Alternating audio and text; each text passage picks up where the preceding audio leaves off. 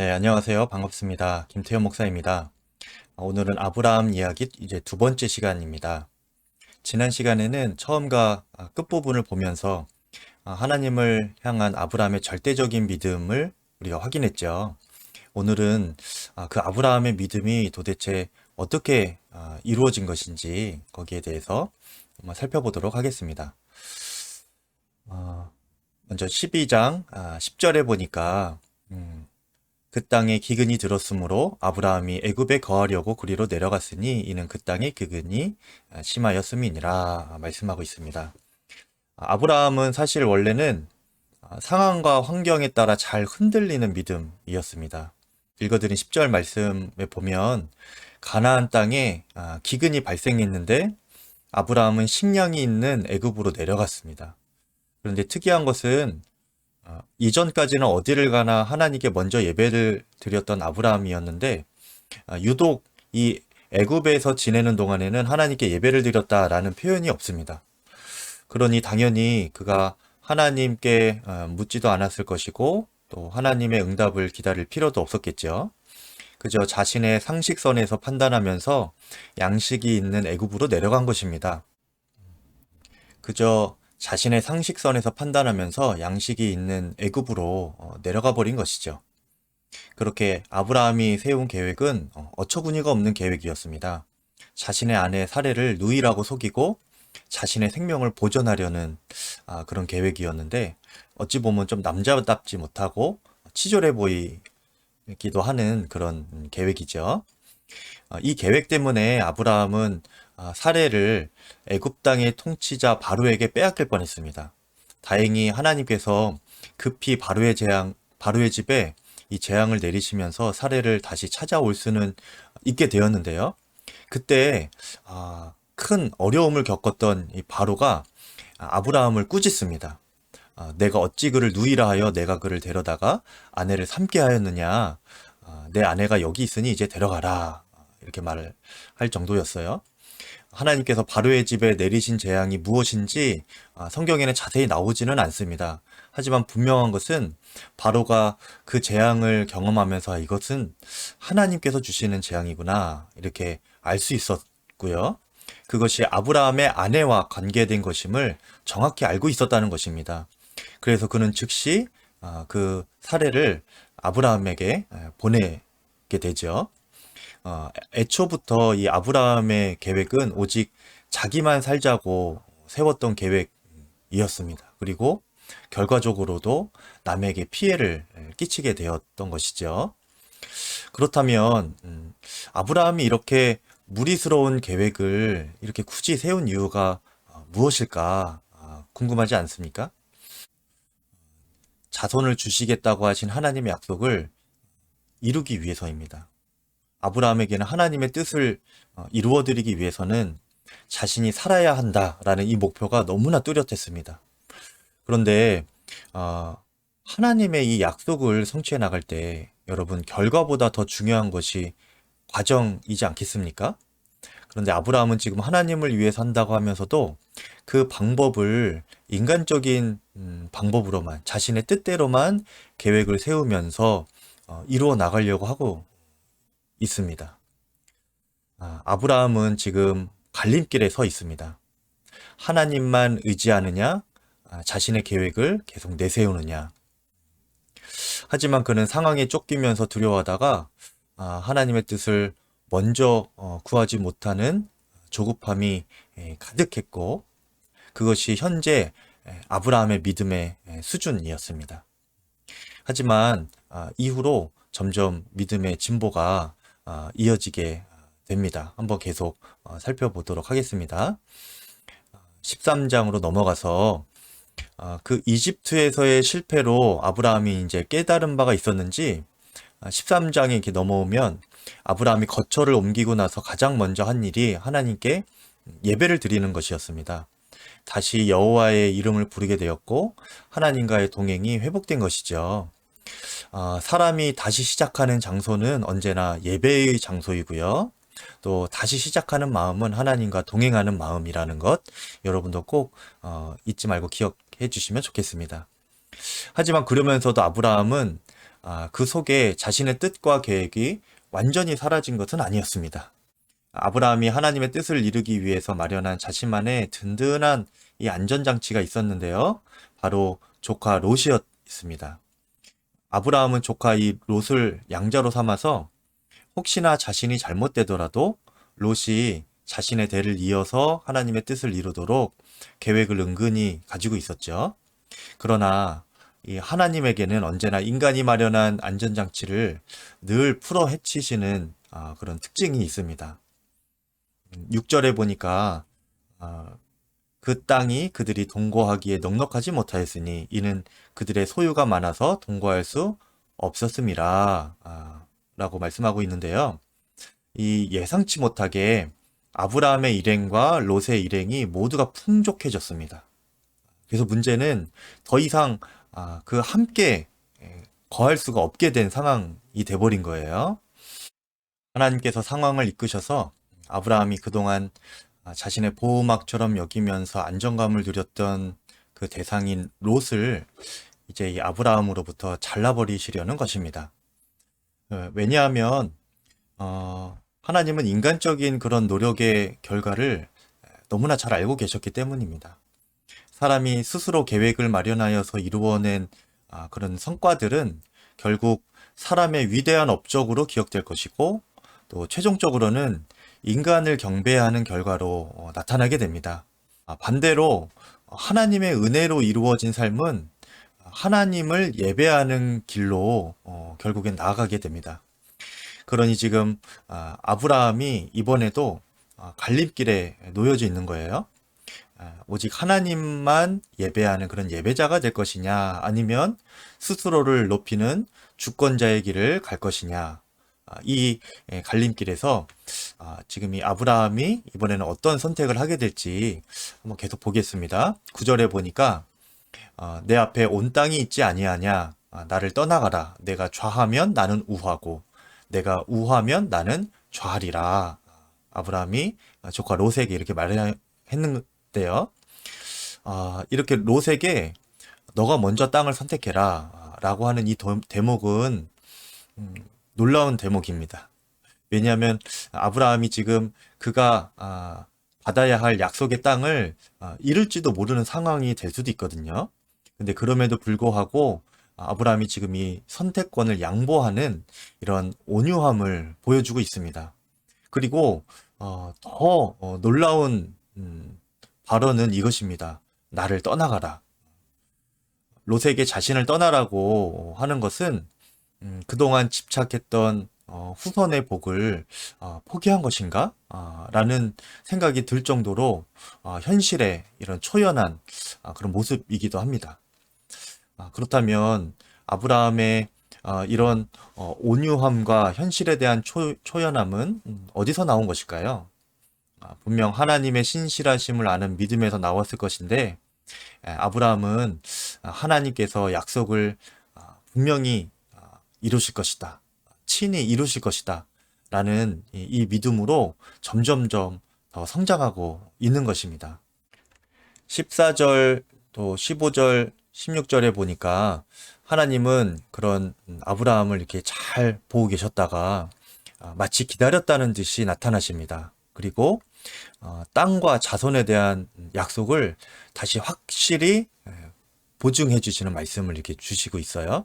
롯이 아브라함을 떠난 후에 보이는 땅을 내가 너와 내 자손에게 주겠다. 또 내 자손이 땅에 티끌 같게 하겠다. 이렇게 말씀해 주시죠. 전에 했던 약속이었고 지금도 그것을 다시 확증해 주시는 말씀입니다. 하나님께서는 그분이 세우신 언약에 대해서 언제나 이렇게 한결같으십니다. 우리가 해야 할 일은 그 하나님을 전적으로 믿고 따르는 길일 뿐입니다. 이 믿음은 인간 스스로에게서 나오는 것이 아니고요. 여호와의 이름을 부르고 또 그분의 음성을 듣고 순종하기를 결단하는 이런 예배의 삶 속에서 그 믿음이 점점 자라나고 성장하는 것이죠. 아브라함이 지금 그 과정 가운데 있는 것입니다. 13장을 이제 시작하면서 아브라함이 예배로 시작을 했죠. 그런 아브라함이 한 단계 더 성숙한 믿음으로 이 모든 일을 마치면서 끝날 때도 다시 한번 주님께 예배를 드립니다. 그렇다면 이제 이 아브라함의 믿음이 완전해졌을까요? 아직 아닙니다. 롯을 자신의 보호막이요 안전장치로 삼으려 했던 이 아브라함의 인간적인 계획과 자아의 뿌리는 완전히 사라지지는 않았습니다. 여전히 그는 불임 가정이고요. 나이는 계속 들어가고 있고 인간적인 가능성이 갈수록 희미해져 가는 그런 불안한 상황 가운데 있었기 때문입니다. 하나님은 그런 아브라함의 마음을 꿰뚫어 보고 계셨습니다. 그래서 아브라함에게 다시 나타나셔서 이렇게 말씀하시죠. 오직 하나님만이 아브라함의 방패이고 상급이다 이렇게 알려주십니다. 여기서 상급은 자녀를 의미하는 것인데요. 오직 하나님만이 자녀를 주실 수 있는 분이시고 또 주실 것이니까 걱정 말라 이렇게 말씀을 주시면서 아브라함의 마음을 좀 안정시키고 계시는 것이죠. 그런데 아브라함의 눈에는 현실이 갈수록 불확실해 보였습니다. 그래서 그에게는 눈에 보이지 않는 이런 방패나 상급 같은 약속보다는 당장 눈에 보이는 보호막이 더 절실했겠죠. 그래서 아브라함의 마음 한켠에는 여전히 또 다른 차선책이 숨겨져 있었는데요. 바로 두 번째 차선책은 그의 종 엘리에셀이었습니다. 여기서 다메섹 사람이라고 나오는데 이것이 중요합니다.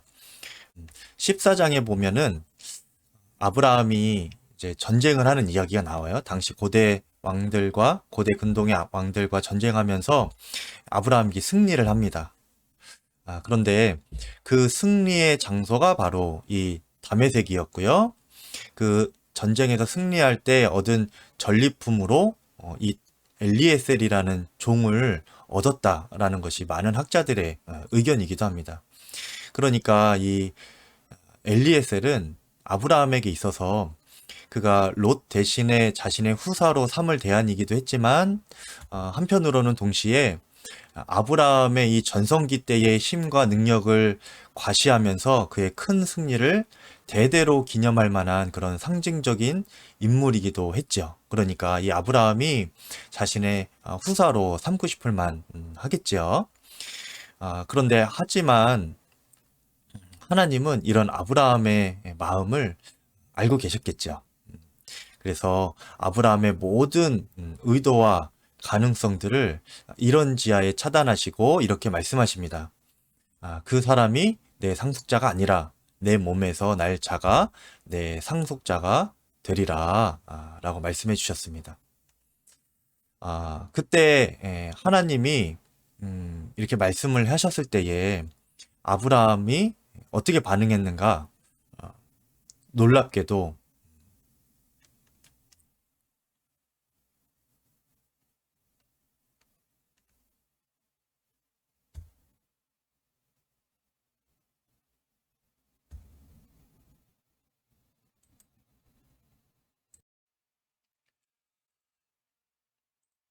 네, 그러니 이 아브라함에게는 시작. 네, 그러니 아브라함에게 있어서 엘리에셀은 그가 롯 대신에 자신의 후사로 삼을 만한 그런 대안이기도 했지만 동시에 아브라함의 전성기 때의 이 힘과 능력을 과시하면서 그의 큰 승리를 대대로 기념할 수 있을 만한 그런 상징적인 인물이기도 했습니다. 아브라함이 후사로 삼고 싶을 만 하겠죠. 그런데 하나님은 그런 아브라함의 속내를 잘 알고 있었습니다. 그래서 이런 지하에 아브라함의 그 제안을 차단하시고 4절에서 이렇게 말씀하시죠. 그 사람이 내 상속자가 아니라 내 몸에서 날짜가 내 상속자가 되리라 이렇게 말씀해 주십니다. 아브라함은 이런 하나님의 말씀에 이번에도 순종합니다. 그리고 엘리에셀을 깔끔하게 포기해요. 6절에 보니까 그때 하나님이 그의 믿음을 보셨다. 그리고 그것을 의롭게 여기셨다. 이렇게 말씀하고 있습니다. 여러분, 아브라함이 비록 그 믿음이 처음부터 강한 사람이 아니었고 작은 믿음으로 시작했고 또 그 믿음도 잘 흔들리긴 했지만 그의 큰 장점이 하나가 있었는데 그것은 바로 하나님께서 말씀하시면은 잘 따른다는 거예요. 잘 믿는다는 것입니다. 스스로 자랑할 만하고 또 기대했던 계획들이 있었을지라도 아브라함은 그 하나님의 말씀 한마디에 접을 수 있는 그런 신앙의 사람이었습니다.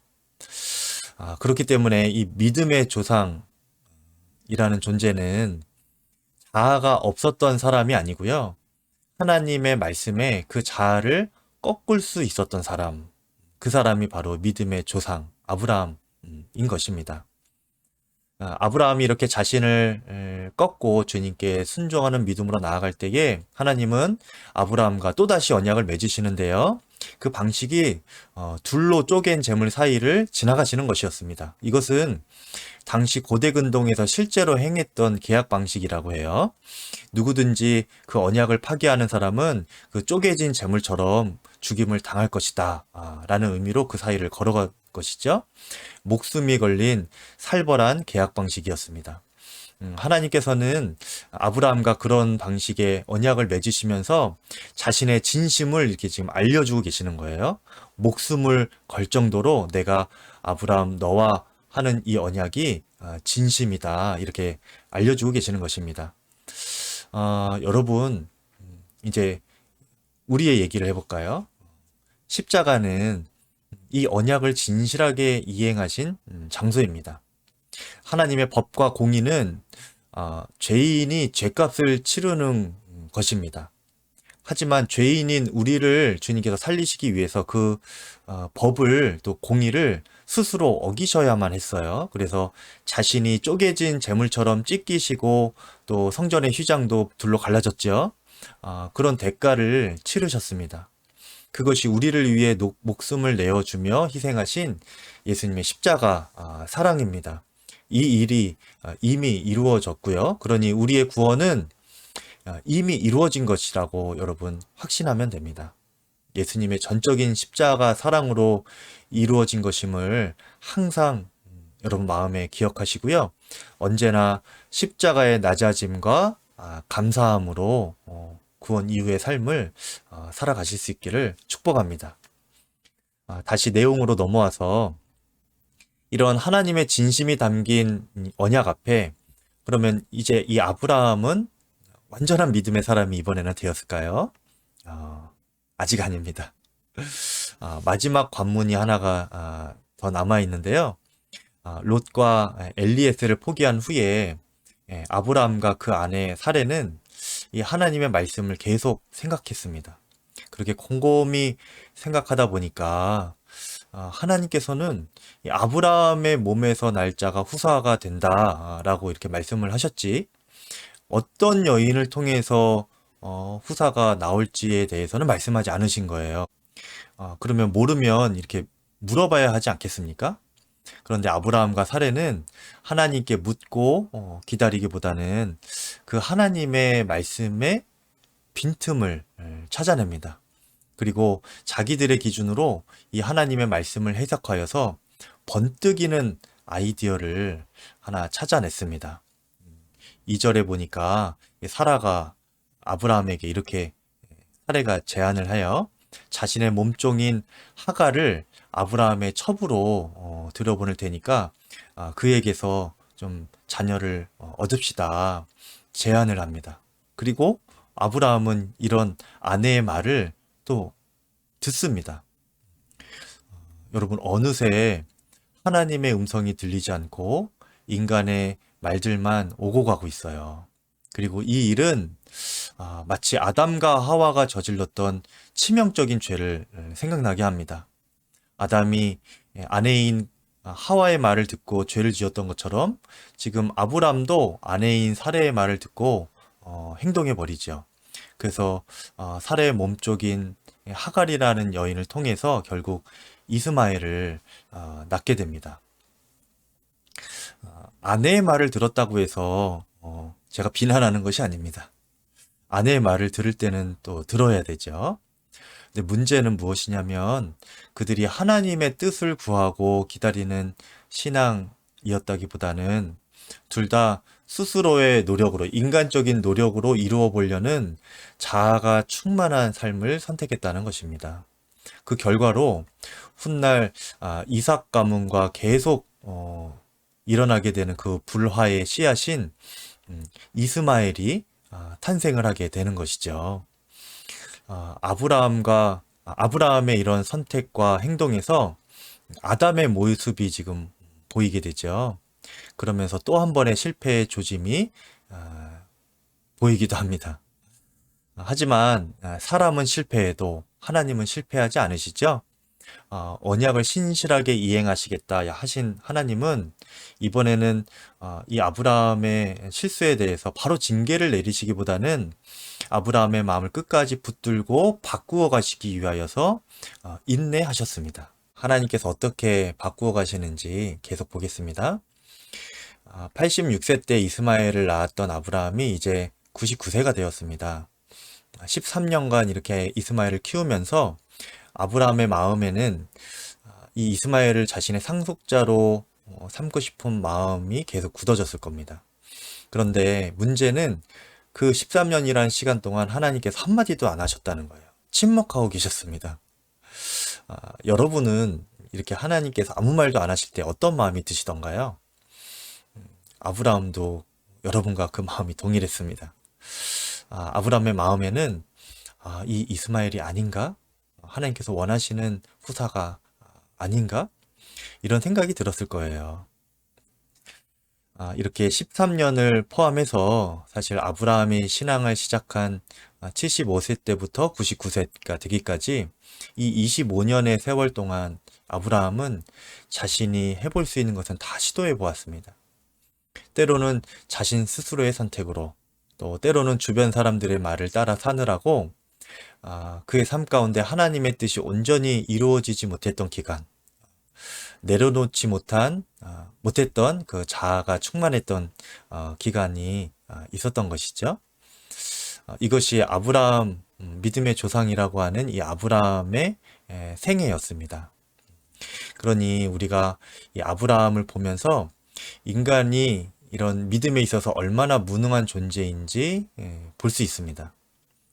여러분, 인간은 결코 아무것도 하지 않고 오직 하나님만 바라며 기다릴 수 있는 그런 존재가 아닙니다. 오직 하나님만 의지할 수 있는 믿음은 인간이 스스로 만들어낼 수 없습니다. 그런 사람은 이 세상에 한 명도 없어요. 믿음은 오직 하늘의 하나님으로부터 오는 것입니다. 아브라함이 99세가 되고 이제 후손을 위해서 자신의 힘과 능력으로는 정말 아무것도 할 수 없다고 생각할 수밖에 없는 그런 때가 왔습니다. 100세가 다 되어가고 사례도 이제 90세가 다 되어가요. 불임인 상태로. 그때 이제 하나님께서 나타나셔서 말씀하십니다. 나는 전능한 하나님이다. 어쩌면 25년의 세월 동안 아브라함이 하나님의 약속을 기다린 것이 아니라 하나님께서 아브라함이 전적으로 포기할 때까지 기다린 것이었을지도 모릅니다. 그리고 하나님께서 그때서야 비로소 사람에게 이름을 부여해 주시게 되는데요. 아브라함은 아브라함으로, 또 사레는 사라로 이렇게 바꾸어 주십니다. 한 부족의 족장이었던 아브라함을 열국의 아비 아브라함으로 높여 주시는 것이고요. 불임의 수치를 안고 살아가던 그 한 여인, 한마는 그 사례를 열국의 어미인 사라로 변화시켜 주시는 것이죠. 나의 무능함이 드러날 때에 비로소 하나님의 전능하심이 우리의 삶 가운데 들어오기 시작하는 것입니다. 하나님은 이제 자손의 축복에 대한 완전한 약속을 주시면서 첩의 씨가 아니라 사라의 태에서 나오는 아들 이삭을 통하여서 이 하나님의 언약이 이루어질 수 있다. 그렇게 이루어질 것이다 라고 선언을 하십니다. 하나님이 이르시되 내 아내 사라가 내게 아들을 낳으리니 너는 그 이름을 이삭이라 하라. 내가 그와 내 언약을 세우리니 그의 후손에게 영원한 언약이 되리라. 이렇게 말씀을 하시죠. 그런데 이것이 얼마나 말도 안 되는 이야기였는가 하면, 아브라함이 그 하나님의 약속을 듣고 웃습니다. 비웃는 거예요. 그리고 사라도 비웃게 되는데 17장 17절 또 18장 12절에 그들이 웃는 내용이 이렇게 나와요. 그런데 하나님은 그런 아브라함과 사라를 질책하지 않으시고 단 한마디를 이렇게 하셨습니다. 여호와께 능하지 못한 일이 있겠느냐 말씀하시죠. 그리고 그 하나님의 말씀은 그 다음 해에 그대로 육신이 되었습니다. 21장 1절과 2절 말씀에 말씀하신 대로 사라가 아들을 낳게 되는데요. 그렇게 말씀이 육신이 되는 것을 이들이 경험했고, 이후에 그들은 이삭을 볼 때마다 그 하나님의 말씀을 평생 기억했을 것입니다. 여호와께 능하지 못한 일이 있겠느냐, 이 말씀이 계속 기억났을 거예요. 여러분 누구든지 이렇게 하나님의 말씀이 육신이 되는 것과 같은 이 놀라운 경험을 하게 된다면 신앙이 완전히 달라지게 되겠죠. 인간적인 좁은 소견으로는 비록 이해가 되지 않을지라도 하나님의 말씀을 이제는 절대 비웃지 않게 되는 믿음으로 성장할 것입니다. 이제 하나님의 어떠한 명령에도 순종할 줄 아는 믿음의 사람으로 거듭나게 되는 것이죠. 아브라함이 하나님의 명령 한마디에 단호하게 일어나서 모리아 산으로 이삭을 데리고 갈 수 있었던 그 믿음이 이제는 무엇이었는지 여러분 이해가 되시나요? 아무 능력과 소망이 남아있지 않던 그때에 능치 못함이 없으신 하나님을 체험했기 때문입니다. 믿음의 조상은 결코 무흠한 사람이거나 완전한 사람이 아니었습니다. 내 힘과 내 능력, 내 계획을 이 하나님의 말씀 한마디에 포기하고 버릴 줄 아는 사람, 그리고 자신이 마련한 것 위에 계신 그 하나님의 섭리를 볼 줄 아는 사람, 그 사람이 믿음의 조상 아브라함이었고요. 여러분이 그 믿음까지 잘하시기를 축복합니다. 내가 쌓아놓은 바벨탑으로 나의 이름을 높이는 자가 아니고, 하나님의 말씀 한마디라면 그 탑을 스스로 무너뜨리고 내가 하나님 때문에 이렇게 했다, 이렇게 포기했다 말하면서 하나님의 이름을 높일 수 있는 믿음의 사람, 그 사람이 여러분이 되기를 바라고요. 이런 사람에게 하나님께서 어찌 복을 주지 않으실 수 있겠습니까? 그 후손을 어찌 책임지지 않으실 수 있겠습니까? 아담과 노아 시대에 불순종으로 하나님과의 관계에 금이 가고 축복이 저주로 바뀌며 고통의 세월을 보냈지요. 그런데 이제 아브라함의 순종을 통해서 하나님과의 관계가 회복이 되었습니다. 이제 이후로 그렇다면 이 창세기의 흐름은 어디로 흘러가게 될까요?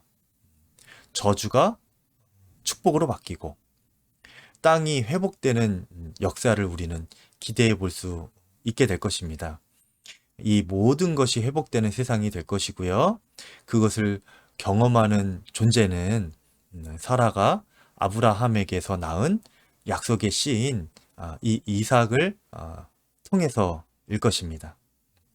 다음 시간에는 그 이삭 이야기에 대해서 나누어 보겠습니다. 긴 강의인데 여러분 들어주셔서 감사합니다. 또 다음 주에 뵙겠습니다.